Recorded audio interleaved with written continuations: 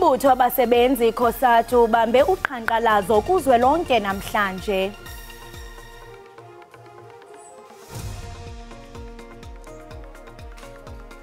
Bavulelwe amacala abaqaphi bephini likaMengameli wezwe uPaul Mashatile ngemva kwesigameko sokushawa kwezisulu okufaka phakathi nokushawa ngesidunu sesibhamu emhlathini kwesinye seyisulu.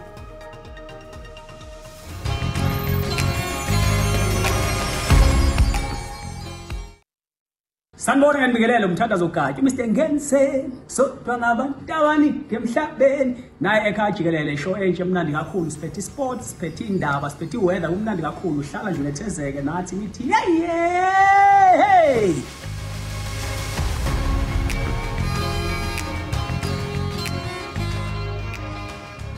Umbutho wabasebenzi COSATU ubambe uqhankqalazo kuzwelonke namhlanje ukuqaqabisa ungonwabi kwabo malunga nemeko yezoqoqosho. Kulindeleke ukuba kuqhutywe imatshi kwizixeko needolophu ezinkulu zelilizwe. Isikhungo seyitimela sikahulumeni iPrasa sithi sinethemba lokuthi sizokwazi ukuvula kabusha umzila waseKapa ngoNdasa wangonyaka ozayo.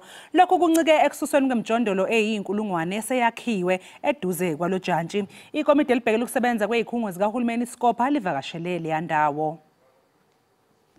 Lo mzila yiwona othutha izinkulungwane zabagibeli besitimela kusukela eCape Flats kuze kuyofika enkabeni yaleli dolobha. Eminyakeni edlule kwaqala kwakhiwa imjondolo eduzane kwalomzila kwaphoqeleka ukuba kuvalwe ukusebenza kwawo. The progress that has been made is far outweighed by the challenges that remain, and that is fundamentally the relocation of households, for lack of a better phrase, which are housed on the line themselves. iPrasa ithi izibophezele kumnqamla juqu wangoNdasa onyakeni ozayo. We've appointed contractors for the various stations on the Khayelitsha line. We've appointed contractors to rehabilitate the track infrastructure and the electrical infrastructure. Kanlabo asebezakhele imjondolo yabo la kule ndawo bathi bayimisele ukusuka uma bezokwakhelwa izindlu kwenye indawo. Nento yohamba kasina ngxaki nayo.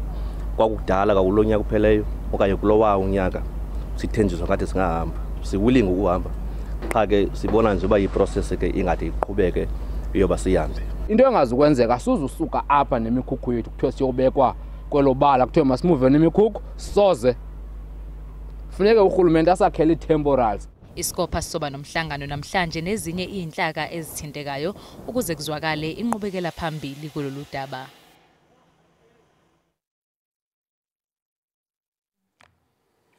Iprojekthi zokwakha eThekwini ziyaqhubeka nokulibaziseka njengokho phela abantu abafuni ke ukuthi ke lezi projects zokwakha zibiza kakhulu. Le project ibiza cishe u40 million wamarandi ukwakha amaklasi kanye namagumbi okufundela ezobuchwepheshe angaphezulu kwama20 bekulindeleke ukuthi lo msebenzi uphele ngo2024 kodwa kuthiwa abebehlome bezingovolo abazibiza ngeforum basabise usonkontileka kanti kusenziwe umsebenzi ongu14% kuphela. Le project kuthiwa bekulindeleke ukuthi iphele ngonyaka ozayo. Usonkontileka ongowasemlazi unqabile ukukhuluma nabezindaba. Ikhansela la kule ndawo likhathazekile kokubambezeleka komsebenzi. Ukuvimba kwabo sekhambe kwaze kwafika la ekutheni ngoba enye yinkinga ukuthi badinga ukuthi kube khona icontractor ezolingana noma icontractor lo okhona. Uhulumeni wesifundazwe uthi lokhu kwenza kube nzima ukukhulisa umnotho nabathi lokuvinjwa komsebenzi kunemthelela engemihle ekuthuthukisweni kwenqalasizinda. Sizoxoxisana nabafowethu abanezikhalo ukuthi ezani izikhalo kodwa sibacela ukuthi abangaphazamisi ukusebenza. Emva kwalokho ke uma ngabe ke singavumelani asibuyele kuhulumeni sithi uhulumeni naku imali yezintelo iqoqa kanzima kubantu imisebenzi ingekho ziyaphazamiseka sicela ukuthi ama state agencies angenelele. Ungqongqoshe kazwelonke usanda kuveza ukuthi bangaphezulu kwa700 abantu ababoshelwe amacala angu680 okukhwabanisa aphenywa ngamaphoyisa Londi Khatebe, SABC News, eMlazi. Ziyaqina izinsolo zokufadalala kobudlelwano phakathi kwengonyama yesizwe samaZulu uMisuzulukazi Welithini noNdunankulu waso inkosi uMangosuthu Buthelezi. Lokho kulandela ukukhishwa kwembiko eshayisanayo malungana nesimo sempilo sengonyama kaZulu. Kubukeka kunomdontsiswano phakathi kwembube uMisuzulukazi Welithini noNdunankulu wesizwe samaZulu inkosi uMangosuthu Buthelezi. Umntwana okwaphinda ngene wabalula ukuthi indlulamithi inikele kwelaseswatini ukuyokwelashwa. Seko kwabonakala isiko kanye nomkhulumeli waso umntwana uAfrica beqinisekisa ukuthi ongangezwe lakhe uphile ungumqemane. Konke lokhu kuqale emva kokuthi inkosi umzimela imenyezelwe uNomthebe indlulamithi njengomsihlalo wayo ngokwenama trust. And ngifisa ukuqinisekisa isizwe ukuthi ingonyama akukho okuzoyishintsha kule decision.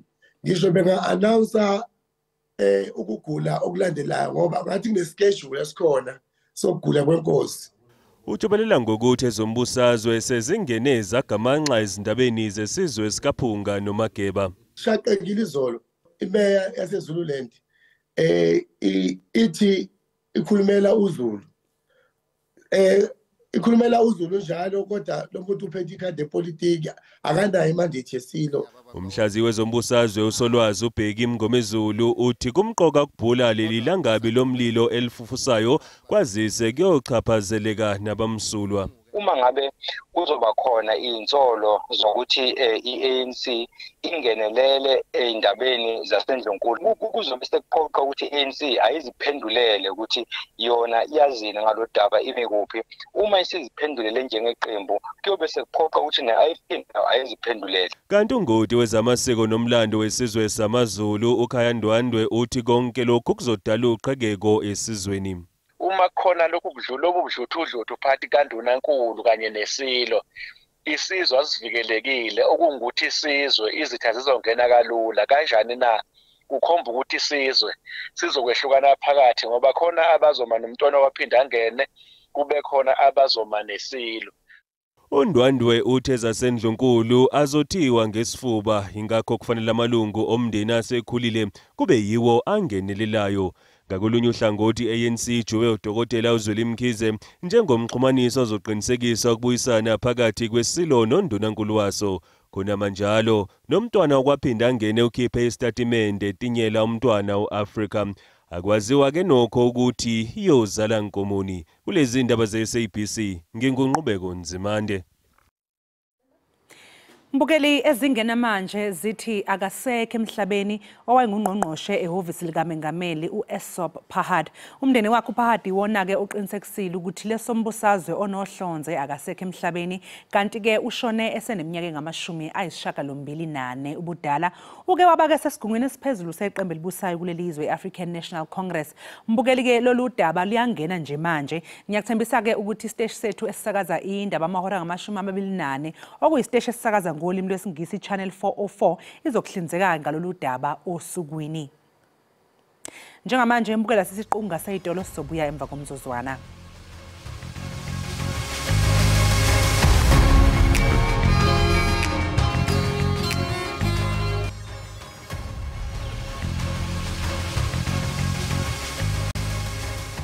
Enkosi ngokuhlala nathi nisahleli nathi kaloko apha ekhaya Jikelele kanti kwinqaku lethu eliphambili sithe umbutho wabasebenzi ikhosatu ubambe uqhankqalazo kuzwelonke namhlanje ukuqaqambisa ungonwabi kwabo malunga nemeko yezoqoqosho. Kwezemidlalo uDwayne Famlin uza kuba ngumphathi weqela lamabhokobhoko eliza kuqubisana neAustralia eLoftus Versfeld ePitoli ngomgqibelo kumdlalo wokuqala weWorld Championship. Elinye lamaqela aphume izandla lisingise eNew Zealand apho liza kuqala khona ukulungiselela umdlalo walo wesibini kule tumente neAll Blacks. Ama-Springboks azodlala ngeqembu eliqinile emdlalweni we-13. Ngisho noma abadlali abajwayele ukuqala umdlalo bazobe bengaqali. uManny Libbok noKobus Reinhardt bazoqala amaphakathi nendawo. Umqeqeshi wamabhokobhoko uthi ulindele lukhulu kulabadlali. Looking forward to give Manny a little bit of a go and start him again. Obviously he was good last time out. And yeah, it will be interesting.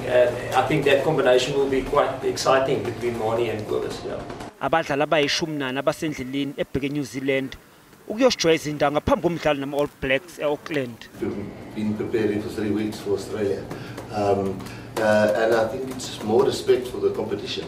You know, it's not a lack of respect for Australia; it's respect for the competition. I mean, we would not really have a chance against New Zealand if we arrive there on Tuesday and have one training session after we play a quality side like Australia. Wonke ama-fly half azohlala neqembu elizodlala. uDamian Willemsa usebhentshini Elton Yankees. Emuva komdlalo wamabhokobhoko oqala neAustralia, leli qembu lizobhekisa amabombo eNew Zealand liyohlangana nabadlali abahamba eqala. Amabhokobhoko asenemidlalo embalwa ukuthi azilungiselele ngaphambi kwendebe yomhlaba ezobanjwa ngoMandulo. iBanyana Banyana seyenze isivumelwano semali nenhlangano yebhola likanobhutshuzwayo kuleli safa njengoba sekungenelele neMtsipe Foundation nje umdlali ngamunye kuzokwengezelwa ngeinkulungwane ezingama230 zamarandi kulabadlali kukhona noRefilwe Jani ongomunye ke wezethenjwa eqenjini.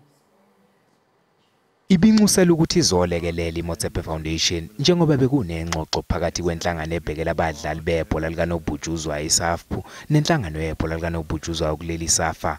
iMtsipe Foundation ivumile ukuthi izosifaka isandla kanti nomnyango wezemidlalo uyidlalile yawo indima. Immediately agreed to make a contribution. That contribution was able to settle to make a breakthrough. iMtsipe Foundation ayizange ngabazi ukufaka isandla. This was an important matter of unity, yes, because sports has that ability to unite all of us. iCommission ithembisa ukuthi izoqala ukuba nengxoxo nabadlali mayelana nenkontileka esikhathini esizayo ukuze kugwemeke ukuphindeka kwalezi inkinga. That is then the starting point of the process. But we recognize it is too late, and therefore there will be difficulties. So we have to start earlier at the point where the preliminary squad is announced. The contracts must be in place and everything must be done. Kusenjalo, ingxenye yeqembu yokuqala iliflathele la kuleli namhlanje. I believe the players are definitely up for it. They know what's at stake. They know what they want to do. They know where they want to go to. You know, players have individual goals. We have goals as a team. And we believe we can get out of the group stage. And it starts with that first game to get a positive result. Abanye abadlali beBanyana bazolibhekisa eNew Zealand kusasa kanti leli qembu lizofika libhekane neCosta Rica emidlalweni okuyilolonga wokugcina. Uyawuqonda ukhumbule embukeli into yokubana ke siyesancokola naye umkhaba kaMadonsela ongumsasazi wezemidlalo kwisikhululo sikaNomathotholo seSABC uKhozi FM. Umengameli weCAF uDr Patrice Motsepe sinenhlanhla kakhulu ukuthi sibe nabantu abafana naye eNingizimu Afrika okumuntu ohleze eqinisekisa ukuthi uyangenelela. Uma ngabe uzobuka indawo eziningi kusukela ezikoleni uyaqinisekisa ukuthi isport development into ebuyayo kuyinto ebingasekho. So ukungenelela kwakhe einkingeni ebeyibhekene neBanyana Banyana kusilekelele kakhulu ngoba uzokhumbula ukuthi intokazi zagcina zingawudlalanga nomdlalo kwakumele zidlale ngesonto zikhomba ukungenami ngendaba zezeyimali. So ukungenelela kwa Dr Patrice Motsepe ngefoundation yakhe iMotsepe Foundation kulishintshe kakhulu izinga lokuba phansi komoya kubadlali ngesimanga sokuthi bathe sebehamba besebejabule kakhulu ngoba sitholile ukuthi iMotsepe Foundation ifaka imali lenganisela ku6 million okuzokwenza ukuthi umdlali ngamunye athole 230,000. Uzokhumbula ukuthi le 230,000 akuyona yodwa imali nje kuphela bazoyithola njengoba sebevele bekhona eqenjini lesizwe la kuleli laseNingizimu Afrika. iFIFA izonikeza umdlali ngamunye 520,000 okusho kona ukuthi ke leyo mali uma ngabe uyibheka kusho ukuthi yak 700,000 okuyinto eyenze iBanyana Banyana ihambe ijabule kakhulukazi kulabo abahamba izolo njengoba abanye bezohamba namhlanje. Ababukeli baphawulile ke einkundleni zokuxhumana ngalolu daba lweBanyana Banyana. Siyayifisela intokazi zakithi iBanyana Banyana kuba zihambe kahle zifike kahle ekuhambeni lapha idlale kahle ezazi ukuthi sinazo konke ezikwenzayo zikwenzela thina njengezakhamuzi zaseNingizimu Afrika sithi nje umdlalo omuhle mawuqhubeke Banyana Banyana ibuye nayo indebe siyayidinga. Msakati kuhle kakhulu ukuthi eveni lethu eNingizimu Afrika sinetinvombi letidlala ibhola awukwangathi bangahamba kahle baya eveni leli kudze kangaka baphumelele babuye nayo. Msasazi ndingakutsho mna kumantombazana mawazibambe siqine sijongele ukhulu kubo okuthe kwabahlela kumdlalo wabo wokugqibela apha eMzantsi bake balibale ngaloo nto leyo bajongane noluhambo lwabo ukuba lizobathatha kubabekile. Siyanisapota amantombazana noba kumnyama kumhlophe. Singabathandi beSouth Africa, singabathandi bezemidlalo sifisela uhambo oluhle. Njengoba behamba kumele bazi ukuthi ke bamele South Africa futhi nabo bazimele ngokuthi bakwazi ukuthi babuye indaba ezinhle. Siyakholelwa ukuthi ke uma bebonya munye bazokwazi ukuthi banqobe. Go girls go. Ukufisela ebanyana ikhampo elihle nabaya eNew Zealand, Australia ukuyodlala iWorld Cup. Ku-World Cup ungathi bangayodlala kamnandi ba represent South Africa kamnandi babuye necup ye-World Cup. Hayi msakade ngithanda kubafisela umdlalo lomuhle nadi timbokodo ibanyana kungathi bangadlala umdlalo lomuhle abaphume bahlome bahlasele bamele live lase South Africa phambili banyana phambili nitimbokodo. Kwasengathi banyana ingahamba kahle la yakhona ifika isimele seNingizimu Afrika iqembu lethu lesizwe leli ngeke silahlele umuntu. Siyalethemba kakhulu futhi uzokwenza umehluko la yakhona phambili okuhle kodwa semva kwenu.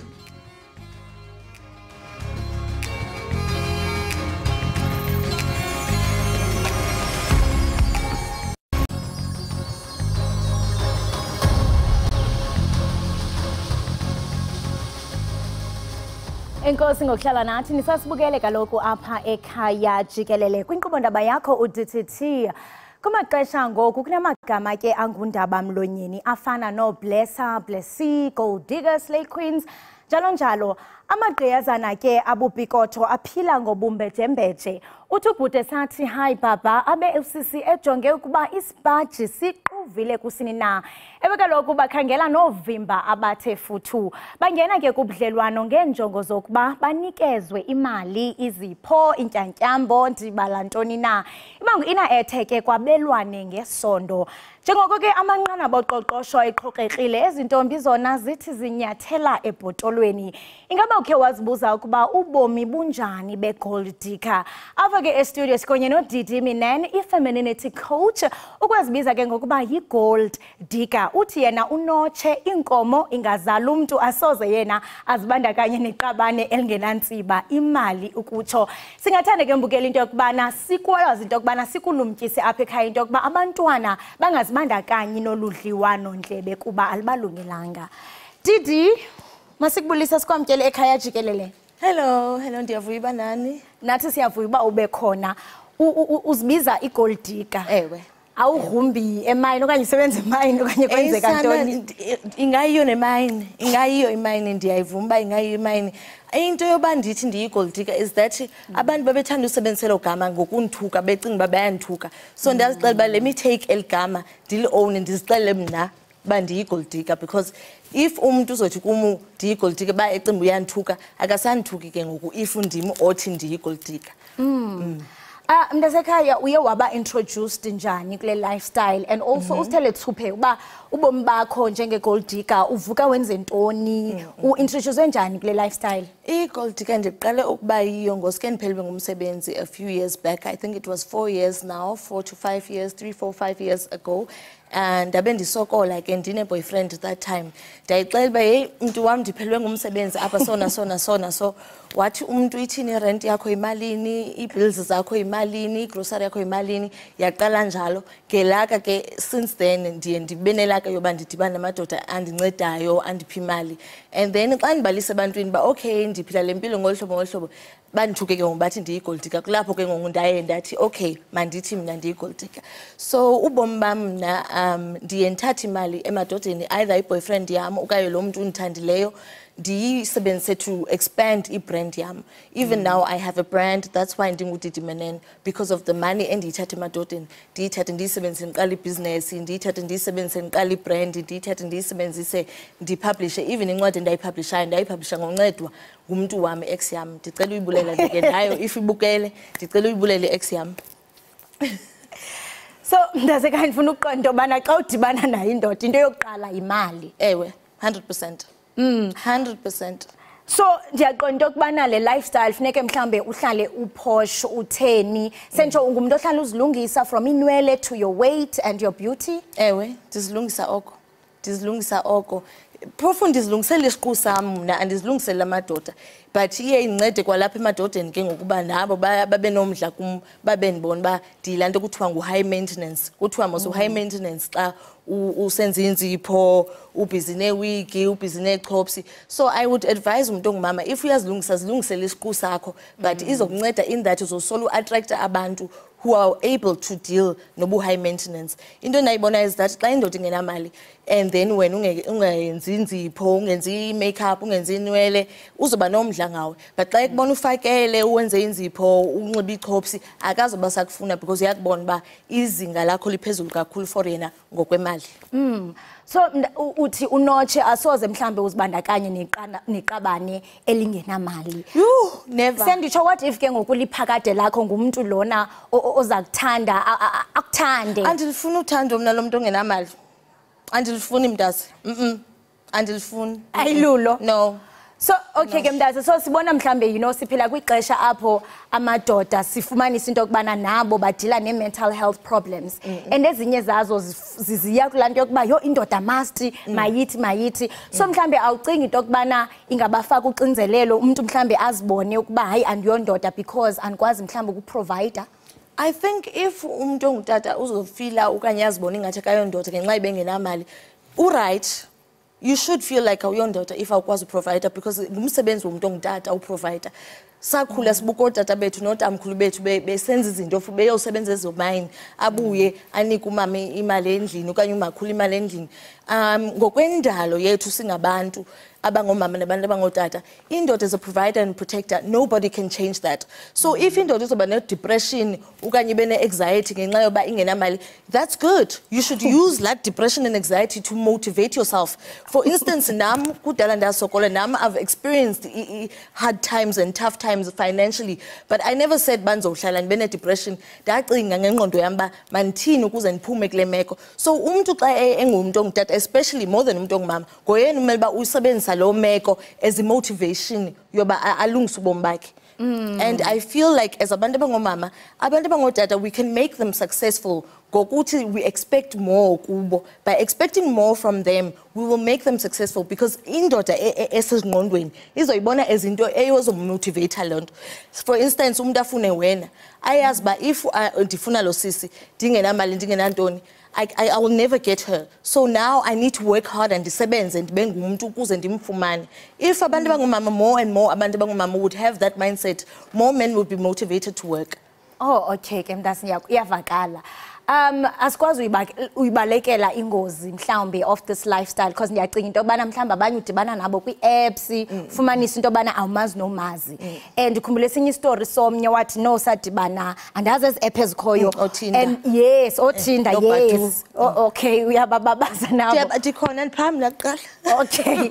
So umuntu angene kulo app ufumanise ke ngoku seyithathwa kwizinto ezifana no human trafficking, seyithengiswa kwamanye amazwe. So zange wena mhlambe udibene nezo challenges apho uthi xa ufika kulo muntu abe hey izinto zingamntakangqeka? I think ihambelana neminyaka ne-age ne-experience. So that's why ndibona ingathi kubalulekile uba kubekho abantu abanjengam to guide abantu abangomama who are young in a lifestyle like this. Mna zange nda-experience into enjalo because I've learned into ekuthiwa yi-vetting where you study umuntu by the words and the codes azisebenzisayo.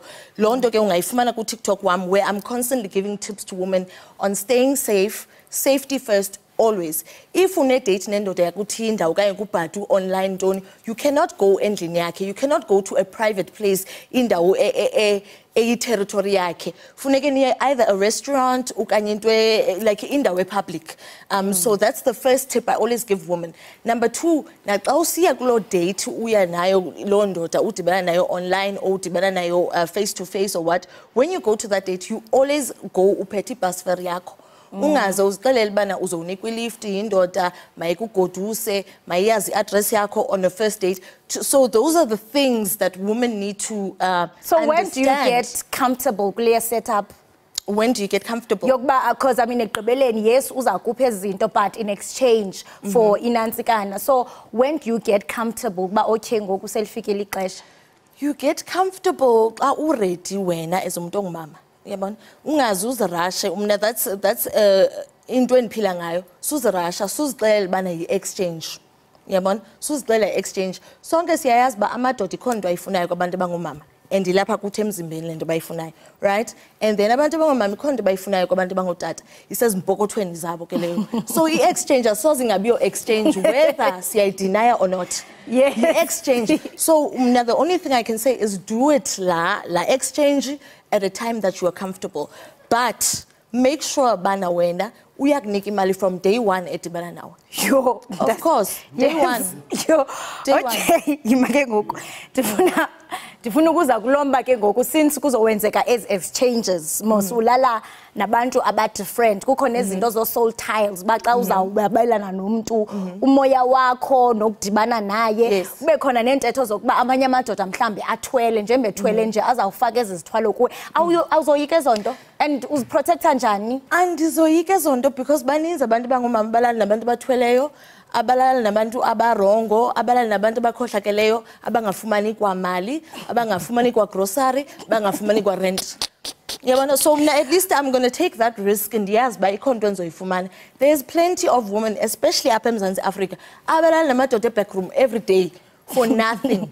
Abakhohlakeleyo abangena nixi abangasoza baphumelele abangena njongo zophumelela.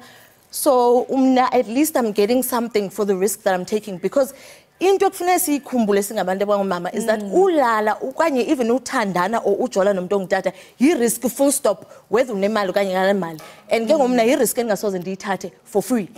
Free 99. So mayithi siza lo risk uba epakethini kwale risk yomitha because kaloku ulala nomuntu yi-risk for umuntu ongumama. Ungamitha any moment. If nezifo zikhona nezifo yonke into ikhona abanye abantu bayazifumana ezazifo kwindoda engazange yamenzela nto. So andibona imehluko mna between umuntu olala namadoda engafumani into nomuntu olala namadoda efumana into because at the end of the day as women siya riska full stop. It's just that uriska for what? Uriska for what? And ke ngoku sentsho uyayiqhuba into yakho uyayiqhuba into yakho and you are proud. Ungathi mhlambe imalini okanye ngeyiphi imali oqonba you sisikhuntu kuyo yonke le lifestyle ubuyiphilo ye wayifumana? Imali ke mina ke andiyijonge ngolhlobo lobana sisikhuntu or ilump sum ndijonge over a span of a relationship endinayo nomuntu. Kukho ex yam le ndiyibulelayo ke all the time for helping me with my brand. I was with him for 2 years. Kulo 2 years wayebhatala rent ye 7.5 every month. So if you can calculate umuntu okwazi uyibala 7.5 times 24 months that we were together, and then he was paying my groceries, doing my nails every month. So I would say in a month he was giving me 15 to 20,000 a month. On my maintenance, my living and everything. And that's over a span of 2 years. That's not including going on dates. That's not including going on traveling, vacations, things like that. So when I was, and then ndafikela kwinto yoba imali endayifumana kuye close koma 250,000 in the span of a relationship yethu. Whereas ke bendizoba kulo relationship nomuntu for 2 years, ndibuye no zero. So ngoku apho uyabala ba andiyabala so uhambile nawo ndibala oko mna ndibala all the time. So kunabantu because I understand that uphako TikTok you host lives ubacebise namaqhinga ukuthi okay ungabafumana apha ababantu uyenza njani isimilo sakho yithini awucingi mhlambi into bana mhlambe oku kuzaw encourage nabantwana bangamantombazana I mean especially ngoku kwizinto zo GBV kubani kuthiwa justice for banibani kuthiwe chocho ungene usazi kuba mhlambi umuntu xa iza kubani imali uzawubona ngathi une power over you. So awucingi into bana ikhuthaza abantwana bangamantombazana uba umuntu mhlambe angasebenzi azimele keqe? For mna ngohlobo endifundisa ngalo no because mna I always teach abantu abangomama ba lento inikwa yindoda whether it's money or ntoni or expenses zakho yithathe uqale ishishini lakho ukanye uqale ibrand. I always tell that to women. Or if uthandana nomuntu ophangela kwindawo ethile makakufumanele iposition kula msebenzi it should always like I always tell women bana ku right ukuthi udepende kwindoda yakho. ngokwendalo yomuntu ongumama nomuntu ongutata ku-right uba udepende kwindoda yakho, but not fully. You should always have into yakho ozawuma ngayo, but that doesn't mean ba sulindela nto kumuntu wakho. And into endiyibona kakhulu apha kwabantu bangomama apha eMzantsi Afrika, ngenxa yoba umuntu ongumama ephangela or ngenxa yoba umuntu ongumama enebhizinesi ishishini lakhe, ucinga uba i-boyfriend yakho akho need yoba imnike nto. No, you should expect something from indoda yakho. Mayikunike into, whether imali, whether zii-flowers, whether kuye speke. But makube khona into mayibe khona into oyifumanayo. Usolokubalisa Mdasi into yokubana uye wayisebenzisa le mali waqala ishishini lakho nebrand lakho. Khawuselethu ngebrand yakho wenza ntoni kanye kanye? Okay, umna ke ndine Didi Menenze School of Femininity. So kule brand yamu I do master classes with women as uchilo bana ndifundisa ubuqhinga nokusebenzisa ingqondo and uba safe in this life yobu gold digging and femininity. And then I have a private group with my ladies. This is international. Ndino Sisi from the UK, ndino Sisi from America, ndino Sisi base Kenya, ndino Sisi base Mzantsi Africa, Ihlaba Jikelele. And then I've got a book that I published, ethi Didi Menenze Gold Digging Bible, whereby ndinikezela abantu abangomama tips sobana iBhayibhile yami ke lala yoba imali uyifumana njani, uyibona njani indoda ezokunika imali, uyibona njani indoda estingy, uyibona njani indoda aggressive engazoba right for the future yakho. So I have that going, and then also ndayeke social media influencer ngokubana ndiku TikTok ndisenza as videos. So I also work with other brands outside of my own brand. And uzibona phi Mdase kwi-future, let's say mhlambe xa uphako 40 or 50 years ongumama, ujonge mhlambe uzosettle down okanye usazawukhangela, kukhona apho uzawufika uneliseke. What is your ultimate goal ngale lifestyle yakho? My ultimate goal kubana sana ndizibone nebillionaire ndiphole entloko. Ngeyona ultimate goal yam leyo, billionaire ndiphole entloko ndinebrand yam ethi mna. Ethi wena ne-bills zibhatalwa. Ne-bills zibhatelwe ngoku ndinebrand yam eyenza imali ngam, nomen abendinika imali ngapha. Oh hamba man. Ndase siyabulela ngexesha lakho nokuba uzityanda igila uvule injongo yethu mhlambi bingekokuba sigwebe impilo yakho kodwa to highlight, because izinto ezi esizibonayo phakathi kwi-community zethu kumakhasi onxibelelwano baninzi mhlambe odidi abakhona. Siyabulela ngokuba uzityande igila. Andazi noba ndithi ude ufikelele kwisigqibo okanye kufezekisa amaphupha wakho. Andazi noba nditsho namntana ufezekisa amaphupha am sweetie, ndiphila ona every day mna ndivuka ndiphile iphupha lam. Uvuka uphile iphupha lakho every day. Siyabulela ngexesha lakho Mntasekhaya. Lena ke yi-Ekhaya Jikelele. Luthini wena uluvo lwakho apho ekhaya? Qiniseka ke into yokubana uqhagamshela nathi kumakhasi onxibelelwano. Sive kuwe ukuba uthini ngale ngxoxo besinayo naye uDidi. Mina nangoko ke masithi qhwi evenkileni siyobhatala amatyala kuba uba siwabhatali hayi asazi kuyenzeka ntoni. Siyabuya ngongoko.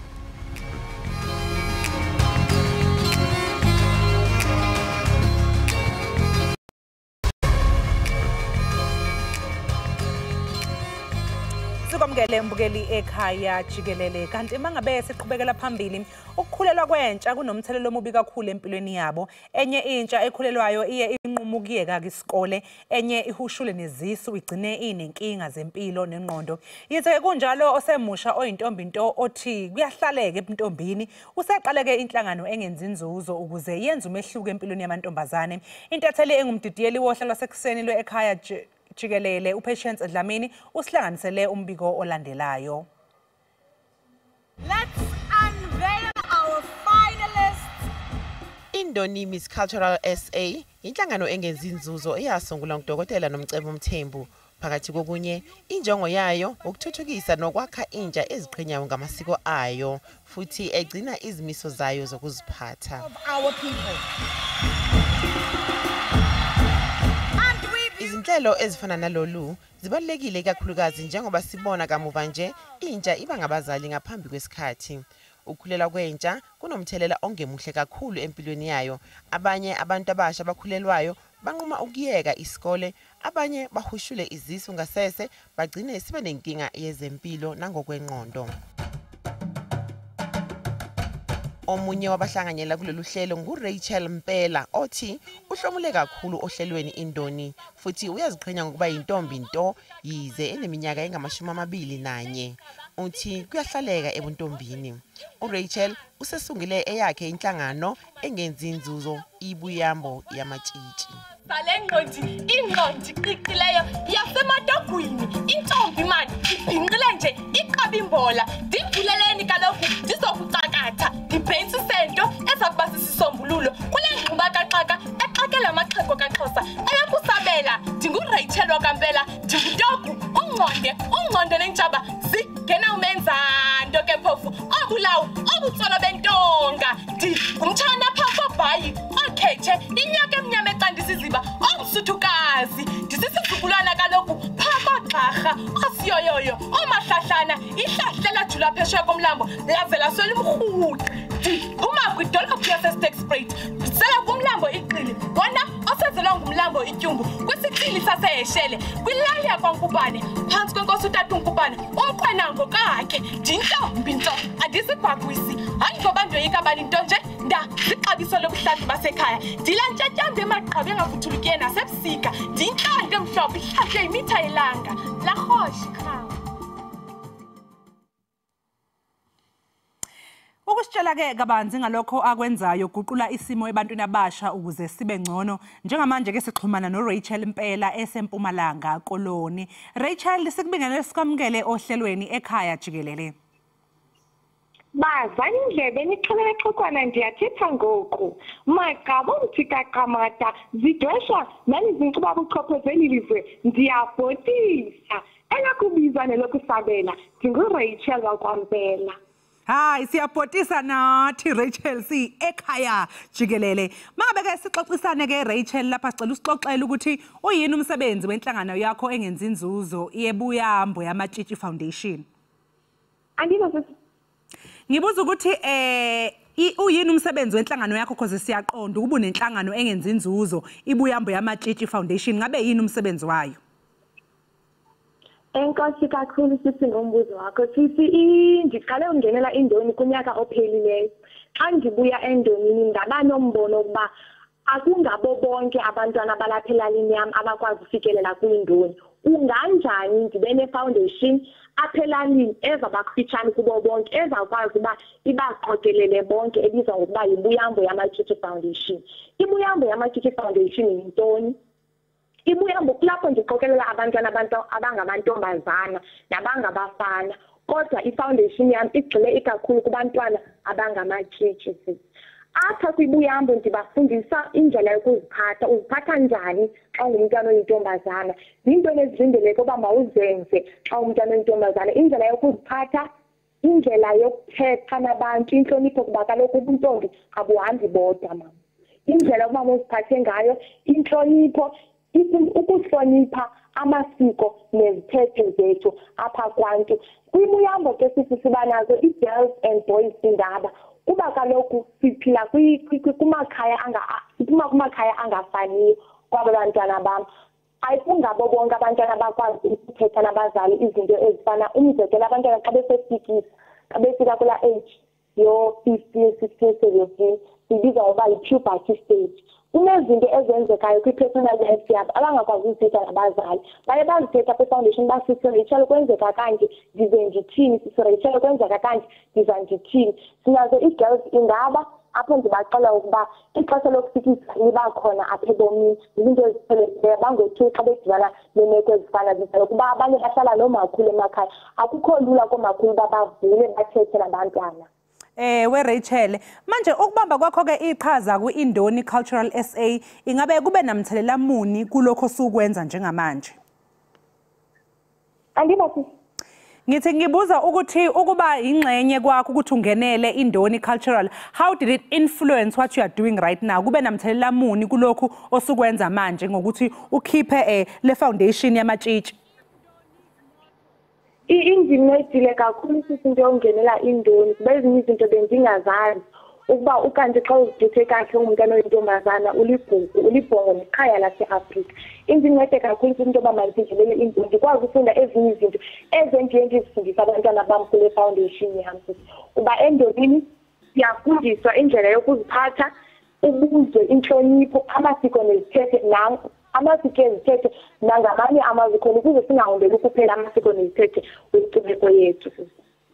Manje we Rachel usiko lwethu iculture yethu ingabe ikugcizelela kanjani ukuthi uyigqaje ube proud futhi uyigcine uyintombi nto?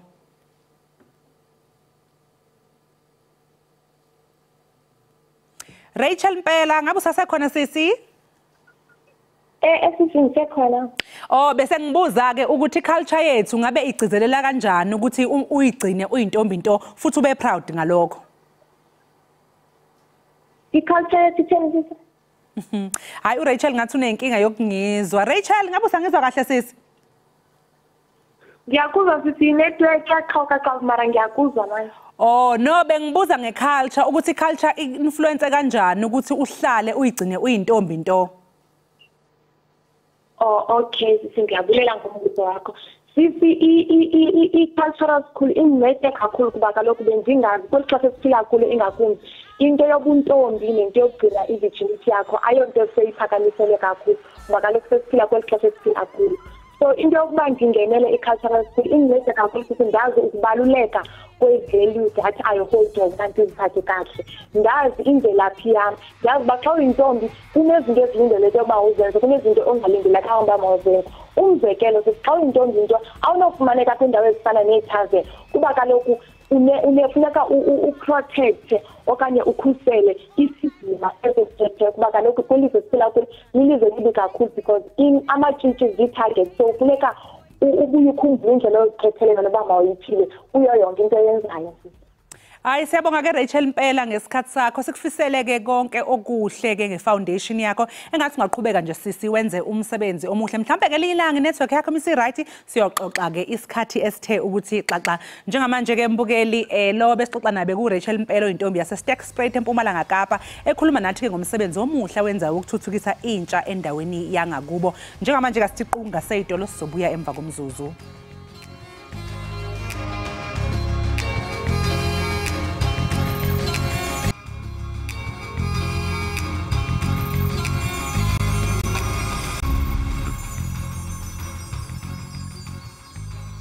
Mbukeli siphinde sikwamukele ekhaya Jikelele sibonga kakhulu ngokuthi uhlanganyele kanye nathi uhlale nathi ke kuze kube manje. Mbukeli besike sakubikela udaba oluthinta abaqaphi bephini likaMengameli wezwe uPaul Mashatile kanti ke futhi sizwile ukuthi sebemisiwe ke emsebenzini. Ingabe lokhu kuzoba namthelela muni empilweni yakhe kanye nje na kwezombusazwe. Ukuthola kabanzi ke sixoxa nentatheli yesimkantshubomvu kwezombusazwe uSamkele wakwaMaseko. Samkele asikubingelelo hlelweni. Sibingelele noxolo siphinde sibingelele nabalele emakhaya. Hey siyalibona udaba olundaba mlonyeni laphana nako social media olubonisa abantu beshawa lapha beshawa baqaphi njalo njalo. Ingabe nina njengabantu ke abazi ezokubusa kwezwe lesi sigameko nisibona kanjani? Lesi sigameko angeke kumthunaze isithunzi iphini likamongameli uPaul Mashatile. Ngoba mawukhumbula lamaphoyisa amgadayo amaphoyisa aqashwe iyona iSABC eNingizimu Afrika akuwona amabodyguard aqashwe uyena ingakho ke ubona inhlaka efana no-IP ziphenya ngalolu daba ukuthi ngabe lamaphoyisa awuphulile yini umthetho kuphinde ukhumbule futhi kuwena lomgwaqo uN1 kunamakhamera amaningi kuzohamba kuyobhekwa nalamakhamera ukuba engabe leli ipholo belithunaza yini le convoy yeimoto zakhe zalo iphini likamongameli uPaul Mashatile kodwa khona ke babonakala engazi ukuthi babashaye kakhulu laba bafana akade behamba endleleni ngalo leliyapholo kusolakala engazi ukuthi bebehamba bephazamisa yona le convoy yephini likamongameli wesizwe kanye nephini likamongameli weANC uPaul Mashatile kodwa okwamanje kusaphenywa kuzobonakala ensukwini ezayo ukuthi uphenyo lukhipha ini kodwa osikwaziyo ukuthi wona lamabodyguard amalunga amaphoyisa eNingizimu Afrika eVIP asemisiwe emsebenzini okwesikhashana kube kusaphenywa. Ngiyakuzwa Samkele umusho ukuthi hayi lokhu ngeke usithunaze kakhulu isithunzi sika Paul Mashatile njengoba phela laba bayingxenye yophiko lamaphoyisa iSABC kodwa ke omunye angabuza futhi ukuthi awu yena ubengekho kanti phakathi emotweni. Lokho Okwakacaci kahle ukuthi ube khona yini noma ubengekho siyamazi yena akahlali ngasePitoli uhlalela ngenyakatho yeGoli. Asibazi ukuthi mhlawumbe lamaphoyisa lekhona ibimhambisa ekhaya endlini noma ibisibuya isiqeda kumshiya endlini sibuyela ePitoli siyopaka imoto egarage likahulumeni la kupakwa khona zonke imoto zikamongameli nephini likamongameli. Akacaci kahle khona abasebethe amashadile bekhona ebhekele umsebenzi wakhe ebhekele ifoni yakhe noma ebhekele iPad yakhe. Banganaka okwenzakalayo kodwa esikhathini esiningi vele mina ngeke ngibona kumongameli uSiru Ramaphosa uma amabodyguard akhe esishaya esusangena uyawamisa ethi hayi musalokubashaya abantu nabo bayekeni batsheleni kahle ukuthi hayi abamuse ukusondela. Khumbula futhi ngalenkathi kukhona laba ababebhikisha eUnisa isikhathi umongameli ekhona eyokhuluma workers yase-Unisa khona abafundi abantu ababesondela ndawonye bembuza ngemarigana. Uyena oze watshela amaphoyisa amabodyguard akhe no bayekeni abaqhubeke bebhikishe bazoyeka sengiyakwazi ukuqhubeka ngifunde ispeech lesi ekuthiwa ngisifunde. Lokho kuyachaza ukuthi isikhathini esiningi bonake umongameli nabo bayangenelela ekukhuzeni bona lamabodyguard abo mayesishaya nathi njengabantu abacushela yindaba ababika ngahe umongameli hayi besuke nje besisusa besisusa nje ngamandla. Kodwa lokho ke umongameli isikhathini esiningi uyabatshela musani ukwenza kanjena khulumani nabo kahle ngizobanika isikhathi sabo nibatshele kanjalo hayi ngizobanika u10 minutes wabo uma sengiqedile lokho engikwenzayo ukuze bangalowe nani benisebenzisa kahlungu. So kuyahluka ukuthi benza kanjani emgwaqweni kuba nzima ke ngoba kunabantu abaningi abavele befuna ukuyingenelela le convoy yamongameli ngoba nayo esekihamba ngespeed esiphezulu ngoba kusuke kuqaphwe ezokuphepha zikamongameli. Ngoba nithi nami ngisazophawula ukuthi okokuthi asinaso isiqiniseko sokuthi kube khona phakathi nokuthi akakhuzanga ngani mhlawumbe ubengekho. Uma ngabe ebengekho ukuthi laba bantu bese behambisa imoto seziyopaka shuthi besingekho i-emergency noma ke okuphuthumayo ukuthi sebengavula ngoba phela ngiyaqonda ukuthi imithetho yama blue lights nokuhamba ngesivinini emgwaqeni kufanele kube ukuthi ngoba abaphuthumisa yena. Manje makuthi yena bese bemshiyile kwakhe sebehamba beyopaka imoto bekungekho bekuphuthuma osekungaze kwenza ukuthi baze behleke bashaye abantu kanjani.